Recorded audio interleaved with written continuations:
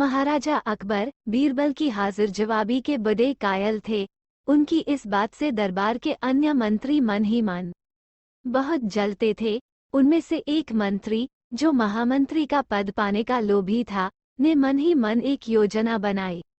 उसे मालूम था कि जब तक बीरबल दरबार में मुख्य सलाहकार के रूप में है, उसकी यह इच्छा कभी पूरी नहीं हो सकती। एक दिन दरबार में अकबर ने बीरबल की हाजिर जवाबी की बहुत प्रशंसा की।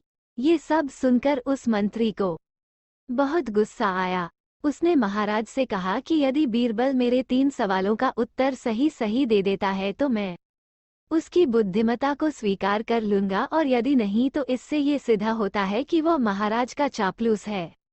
अकबर को मालूम था कि बीरबल उसके सवालों का जवाब जरूर दे देगा, इसलिए उन्होंने उस मंत्री की बात स्वीकार कर ली। उस मंत्री के 3 सवाल थे। आकाश में कितने तारे हैं? धरती का केंद्र कहाँ है? सारे संसार में कितने स्त्री और कितने पुरुष हैं? अकबर ने फौरन बीरबल से इन सवालों के जवाब देने के लिए कहा, और शर्त रखी कि यदि वो इनका उत्तर नहीं जानता है तो मुख्य सलाहकार का पद छोड़ने के लिए तैयार रहे। बीरबल ने कहा, तो सुनिए महाराज। पहला सवाल। बीरबल ने एक भेड़ मंगवाई और कहा, जितने बाल इस भेड़ के शरीर पर हैं, आकाश में उतने ही तारे हैं।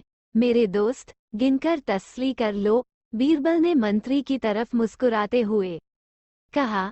दूसरा सवाल। बीरबल ने जमीन पर कुछ लकीरें खींची और कुछ हिसाब लगाया। फिर एक लोहे की छड़ मंगवाई गई और उसे एक जगह गाड़ दिया, और बीरबल ने महाराज से कहा, महाराज, बिल्कुल इसी जगह धरती का केंद्र है। चाहे तो आप स्वयं जांच लें। महाराज बोले, ठीक है, अब तीसरे सवाल के बारे में कहो। अब महाराज, तीसरे सवाल का जवाब बड़ा मुश्किल है, क्योंकि इस दुनिया में कुछ लोग ऐसे हैं जो ना तो स्त्री की श्रेणी में आते हैं और ना ही पुरुषों की श्रेणी। उनमें से कुछ लोग तो हमारे दरबार में भी उपस्थित हैं, जैसे कि ये मंत्री जी। महाराज, यदि आप इनको मौत के घाट उतरवा दें तो मैं स्त्री पुरुष की सही सही संख्या बता सकता हूँ। अब मंत्री जी सवालों का जवाब छोड़कर थर थर कांपने लगे और महाराज से बोले, महाराज, बस बस, मुझे मेरे सवालों का जवाब मिल गया। मैं बीरबल की बुद्धिमानी को मान गया हूँ। महाराज हमेशा की तरह बीरबल की तरफ पीठ करके